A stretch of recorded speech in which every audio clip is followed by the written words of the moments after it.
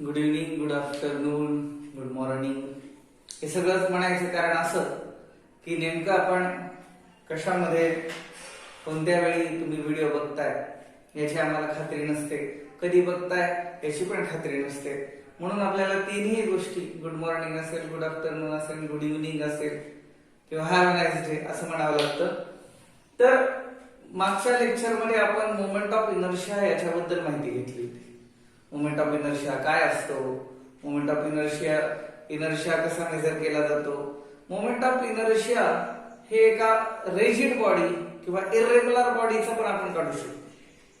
आपण रेग्युलर बॉडीचं देखील मोमेंट ऑफ इनर्शिया काढायचा. रेग्युलर बॉडीमध्ये काय कोणती येतात? रेग्युलर बॉडीमध्ये रिंग येते, रेग्युलर बॉडीमध्ये डिस्क येते, रेग्युलर बॉडीमध्ये एक प्रकारचा रॉड येऊ शकतो. हे झाले रेग्युलर बॉडी. परंतु एखादी इरेग्युलर बॉडी आहे, बॉडी कशी आहे? इरेग्युलर आहे. मग त्याचा मोमेंट ऑफ इनर्शिया काढत असताना त्याला काय केलं होतं? त्याचा सेंटर पकडला होता आपण, सेंट्रॉइड पकडला होता. सेंटर म्हणजे काय असतं की त्या पूर्ण बॉडीचं, तिची रिजिड बॉडी असेल, इरेग्युलर बॉडी असेल, त्या इरेग्युलर बॉडीचं पूर्ण जे मास आहे ते पूर्ण मास एका पॉइंटच्या भोवती काय झालेलं असतं? सपोज टू बी कॉन्सन्ट्रेटेड झालेलं असतं. त्या पॉइंटच्या वरती काय झालेलं असतं? ते कॉन्सन्ट्रेटेड झालेलं असतं. मग ते कॉन्सन्ट्रेटेड झालं असल्या कारणामुळे तिथपासून तयार होणारे जे पार्टिकल असतात, ते पार्टिकल जर परपेंडिक्युलर असतील तर मग त्यानुसार मग आपण मोमेंट ऑफ इनर्शियाचं काय केलं होते? डिफाईन केली होती. The moment of inertia of a body is defined as it is a sum of product of their masses. त्या पार्टिकलचे जेवढे मास आहे त्या सगळ्या मासचं काय केलं? त्याचं प्रोडक्ट घेतलं होतं आपण. त्याचं काय घेतलं होतं? प्रोडक्ट घेतला होता. सम ऑफ त्या मासची सगळी सम केली होती आणि डिस्टन्स सोबत, आणि परपेंडिक्युलर डिस्टन्स आहे त्या डिस्टन्सच्या स्क्वेअर सोबत त्याचा काय घेतला होता? प्रोडक्ट घेतला होता. The perpendicular distance from axis of rotation. इथलं हे डिस्टन्स आहे, दिसते आपल्याला हे O पासूनच ते M1 पर्यंतचं जे डिस्टन्स आहे त्याला आपण काय नाव दिलं होतं? R1. हे R2, R3, R4, R5, R6 आणि R7 या प्रकारे हे दाखवलं होतं. परपेंडिक्युलर डिस्टन्स त्यापासून दाखवलं होतं आपण. काय पासून? सेंटर पासून ते त्या ऑब्जेक्टच्या मास पर्यंतचे परपेंडिक्युलर डिस्टन्स बघितलं होतं. पण आता याच्यामधली जी कायनेटिक एनर्जी असते, कायनेटिक एनर्जीला आपण काय म्हणतो? गतिज ऊर्जा म्हटलं जातं. रेग्युलर कायनेटिक एनर्जी कशी असते? The energy possessed by body due to its mass, energy possessed by body due to its motion, तर त्याला म्हणलं जातं कायनेटिक एनर्जी. आणि याच्यामध्ये काय होतं? एका कायनेटिक एनर्जी बघणार आहोत आपण, ती इरेग्युलर बॉडीची कायनेटिक एनर्जी बघणार आहोत. आणि या इरेग्युलर बॉडीच्या कायनेटिक एनर्जीला काय म्हटलं जातं? Translational kinetic energy. काय म्हणायचं ना? Translational kinetic energy. आता प्रत्येकाची कायनेटिक एनर्जी पाहिजे. प्रत्येकाची कायनेटिक एनर्जी काय असेल? वेगळी राहणार. प्रत्येकाची काय असणार आहे? कायनेटिक एनर्जी वेगळी नाही, कारण प्रत्येकाचं मास कसं आहे? वेगवेगळं आहे. सगळ्याचं मास सारखं आहे का? ही जी इरेग्युलर बॉडी आहे, इरेग्युलर बॉडीचा जो प्रत्येक पार्टिकल आहे त्या प्रत्येक पार्टिकलचं मास कसं आहे? प्रत्येकाचं वेगवेगळं आहे. काहीचं मास M1 आहे, काहीचं मास M2 आहे, काहीचं मास M3 आहे, काहीचं मास M4 आहे, काहीचं मास M5 आहे, M6, M7. प्रत्येकाचं मास कसं वेगवेगळं आहे, प्रत्येकाचं डिस्टन्स कसं वेगवेगळं आहे. आता याची प्रत्येकाची कायनेटिक एनर्जी देखील काय असणार आहे? वेगवेगळी असणार आहे. मग पहिल्या पार्टिकलची आपण कायनेटिक एनर्जी ते काढू शकतो. कायनेटिक एनर्जीचा फॉर्म्युला आपल्याकडे पूर्वापार पद्धतीपासून आपण खूप वर्षापासून बघतोय. 1/2 mv². अगदी तुम्ही 6वीला ज्यावेळी होता, 6वीला जर तुम्ही ICC सिलेबस बघितला असेल तर त्यावेळी हा फॉर्म्युला होता. जर तुम्ही 9वीला गेल्याच्या नंतर तुम्हाला हा फॉर्म्युला होता. म्हणजे काय? कायनेटिक एनर्जीचा फॉर्म्युला काय असतो? 1/2 m × v². जर ही कायनेटिक एनर्जी पहिल्या पार्टिकलची आपल्याला लिहायची असली, पहिल्या पार्टिकलची कायनेटिक एनर्जी लिहायची असते आपल्याला, तर आपण इथं 1 लिहिणार आणि 1/2 m1 v1 square 1/2 m1 v1 square. आपल्याला दुसऱ्या पार्टिकलची लिहायची असेल तर आपण कसं लिहिणार 1/2 दुसरा particle 1/2 m2 v2 square. Okay. तिसऱ्या पार्टिकलची लिहायची असली तर आपल्याला कुठपर्यंत करावं लागणार आहे एक इन्फिनिटी पर्यंत अप टू n पर्यंत 1/2 m3 v3 square v3 square. हे कुठपर्यंत होईल हे आपल्याला कुठपर्यंत होईल kinetic energy of n particle म्हणजे काय होते 1/2 m n v n square. हे इथपर्यंत करताय dash dash up to n. तुम्हाला दिसतंय का मी पाहतो. ओके दिसतंय. Translational kinetic energy. Translational kinetic energy मध्ये प्रत्येक पार्टिकलची आपल्याला काय बघायची एक प्रकारची कायनेटिक एनर्जी बघायची. कारण हा पार्टिकल वेगवेगळ्या पार्टिकलची वेगवेगळी कायनेटिक एनर्जी येणार आहे. तर आपण इथपर्यंत बघितलं काय केलं इथं प्रत्येकाची कायनेटिक एनर्जी वेगवेगळी येणार आहे v1 स्क्वेअर v2 स्क्वेअर. आता याच्यामध्ये आपण यूसीएम मध्ये बघितलं होतं. कशामध्ये बघितलं होतं इन यूसीएम मध्ये काय पाहिलं होतं काय बघितलं होतं v equal to r into omega. v बरोबर काय फॉर्म्युला आहे तिथे r इंटू ओमेगा. r म्हणजे काय रेडियस वेक्टर ओमेगा म्हणजे काय अँग्युलर स्पीड. आता हे जरी फिरणार आहे तरी ते काय असणार आहे अँग्युलर मध्येच असणार आहे. मोमेंट अँग्युलर होणार आहे म्हणजे काय होणार आहे आपण ही जी v ची जी व्हॅल्यू आहे r इंटू ओमेगा ह्या फॉर्म्युल्यामध्ये ठेवून देऊ आपण. काय येईल पहा काय फॉर्म्युला तयार होईल कायनेटिक एनर्जी ची पहिली बॉडी इक्वल टू काय असणार आहे 1/2 m मग इकडे r1 square omega omega square. मग हे कसं कायनेटिक एनर्जी परत दुसऱ्या बॉडीची पण त्याच पद्धतीने m1 m2 r2 square omega square omega square. म्हणजे अप टू कुठपर्यंत येणार आहे n पार्टिकल पर्यंत. म्हणजे काय kinetic energy at n particle 1/2 m n r n square omega square. मग ही टोटल कायनेटिक एनर्जी आपल्याला काढायची असली तर काय कशी काढता येईल आपल्याला कायनेटिक एनर्जी. एक काम करा इथपर्यंत नोट डाऊन करा मी फळा पुसतो आणि त्यानंतर टोटल कायनेटिक एनर्जी बघू.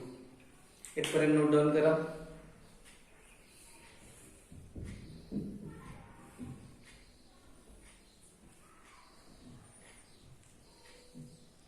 ठीक आहे. ओके तर हे नोट डाऊन केलं तुम्ही. आता पुढे पाहू.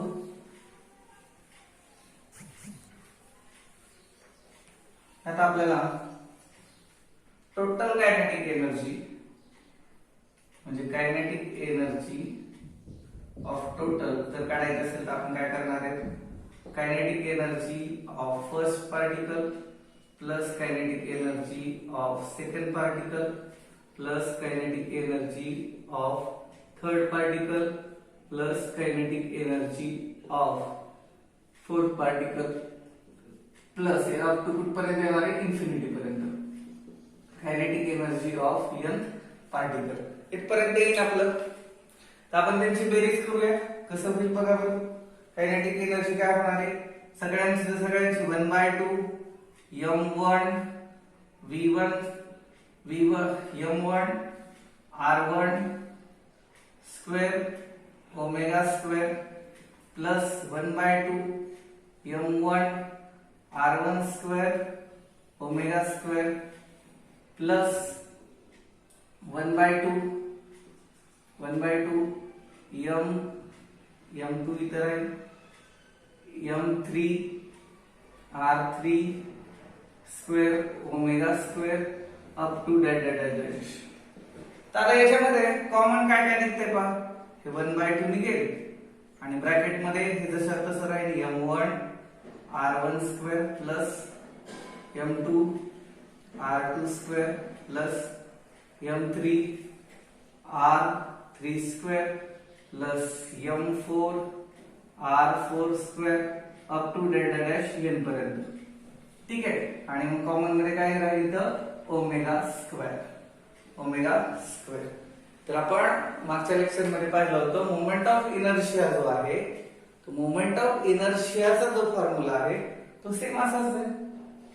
It is product of their masses. It is product of their masses and square of perpendicular distance. म्हणजे हे जे एवढं दिसतंय ब्रॅकेट मध्ये हेच म्हणजे काय तर मोमेंट ऑफ इनर्शिया आय. आपण असं लिहू शकतो आय ओमेगा स्क्वेअर. म्हणजे ट्रान्सलेशनल कायनेटिक एनर्जी जर आपल्याला काढायची असली त्याचा फॉर्म्युला काय येतो आपल्याला आय ओमेगा स्क्वेअर. कशामुळे कारण इथं m1 r1 square plus m2 r2 square plus m3 r3 square is equal to I. Is equal to I. I means what moment of inertia. तर त्या प्रकारे त्याचा फॉर्म्युला तयार होतो. याला म्हणायचं ट्रान्सलेशनल कायनेटिक एनर्जी. तुम्ही काय करू शकता नोट डाऊन करू शकता. पटकन नोट डाऊन करून घ्या.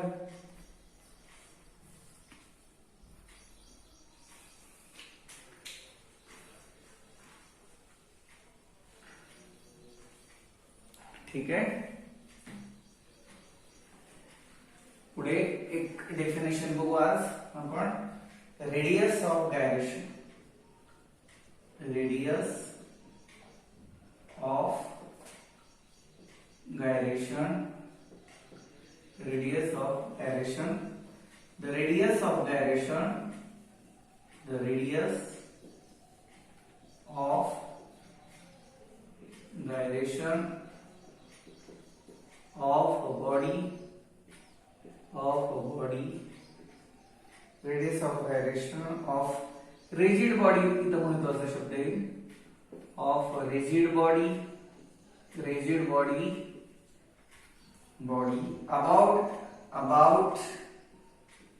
about and given axis is defined as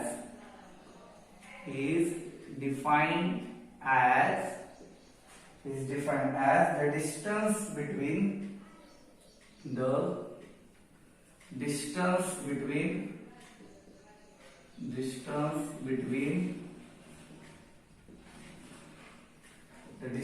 between axis of rotation distance between axis of rotation and point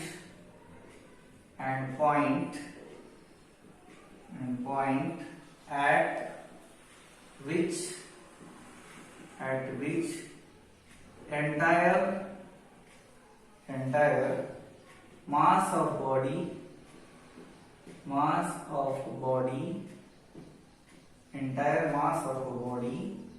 can be concentrated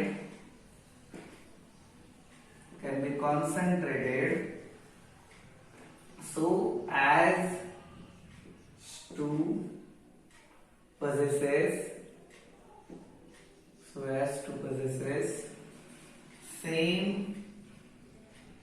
moment of inertia. आपण shortly mi लिहितो moment of inertia about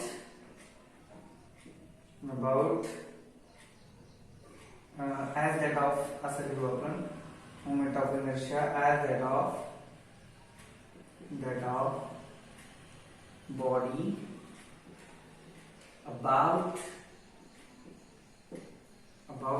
axis. आता पूर्ण लक्ष द्या. थोडं लेंदी आहे हे. Radius of gyration कशाला म्हणायचं थोडंसं लेंदी आहे. काय दिले पहा त्याच्यामध्ये the radius of gyration of a rigid body. एखादी काय रिजिड बॉडी आहे आणि त्या रिजिड बॉडीचं आपल्याला काय काढायचंय. रिजिड बॉडीचं आपल्याला रेडियस ऑफ गायरेशन बघायचं. कठीण बॉडी कठीण बॉडी आणि त्याचं काय काढायचं आपल्याला radius of gyration is given as. पण ती बॉडी कशी काय करते, ती बॉडी काय करते, रोटेट करते. एका विशिष्ट पॉइंट भोवती ती बॉडी काय करते, रोटेट करते. आता उदाहरणार्थ ही जी बॉडी आहे, ही बॉडी सुद्धा एका विशिष्ट पॉइंटच्या भोवती काय करते, रोटेट करते. त्याला काय म्हणलं जातं, अबाउट अँड गिवन ऍक्सिस. एक मधून इथून जर असा एक ऍक्सिस दिला, आपण इथे दाखवलं पाहिजे असं, ह्या ऍक्सिसच्या भोवती एखादा रॉड असेल किंवा एखादं बुक घेतो आपण आणि त्या बुकच्या मधोमध असं सेंट्रॉइड पकडून त्याला असं फिरवतो, म्हणजे एखाद्या ऍक्सिस भोवती ती बॉडी काय होते, रोटेट होत असेल, तर त्याची डिफाईन कशी केली जाते, the distance between axis of rotation. काय डिफाईन केली जाते, the distance between axis of rotation and point at which, म्हणजे the distance between axis of rotation and point at which entire mass of a body is suppose to be concentrated. म्हणजे एक असा point आहे, त्या point आणि ऍक्सिसचं distance, एखादा axis आपण काय केलाय, त्या बॉडीवरती लावलेला आहे आणि त्या बॉडीच्या वरती लावल्याच्या नंतर एखादा रॉड असेल तो तिथे लावलेला आहे आणि त्याच्या भोवती ती बॉडी काय होते, रोटेट होते. तर मग त्या पॉइंट वरती त्या बॉडीचं पूर्ण मास काय झालं पाहिजे, तिथे कॉन्सन्ट्रेटेड असलं पाहिजे. So as to having whole mass of a body is concentrated at that point so as to possess same moment of inertia as that of the body of given axis. Radius of gyration, एखाद्या axis भोवती, एखादा axis आहे, त्याला आपण त्याच्या भोवती जर एखादी बॉडी रोटेट करत असेल, ती बॉडी काय करते, त्याच्या रोटेट करत असेल, तर त्याचं जे रोटेशन असेल ते काय, एका पॉइंट भोवती काय झालेलं असेल, त्याचा मास पूर्ण काय असेल, कॉन्सन्ट्रेटेड झाला असेल. आणि त्या बॉडीला आपण काय म्हणतो, त्या रोटेशनला, त्या रेडियसला, ती जी रेडियस आहे त्या रॉडची असेल, त्या पार्टिकलची असेल, कोणाची असेल, ती जी रेडियस असेल, तर त्याला आपण काय म्हणतो, radius of gyration. Radius of gyration आपण वेगवेगळ्या रेग्युलर बॉडीसाठी किंवा इरेग्युलर बॉडीसाठी आपण काय करू शकतो, काढू शकतो.